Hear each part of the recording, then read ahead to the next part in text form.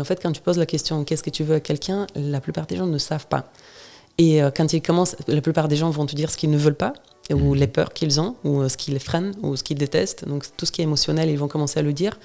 Mais une fois qu'ils ont vidé l'émotionnel, ils ne savent toujours pas fixer quelque chose de clair pour eux. Donc pour moi, je pense que là, du coup, je dirais que c'est quelque chose que le dirigeant doit développer. C'est cette capacité de clarifier les choses, de clarifier les étapes. Récemment, j'écoutais, c'était une étude sur en neurosciences.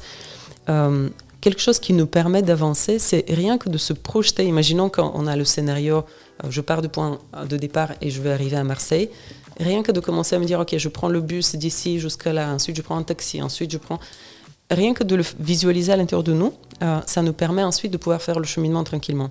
Donc plus on arrive à clarifier les différentes étapes, en tout cas de ce qu'on connaît du changement, et pouvoir se projeter, plus ça va apaiser toutes les tensions et les peurs. Mais ça ne nous empêche pas qu'en prenant le bus pour Marseille, et le premier arrêt, il y a une nouvelle surprise. Donc c'est un processus à appliquer sur toutes les étapes du changement. À tout instant, il peut y avoir de nouvelles peurs.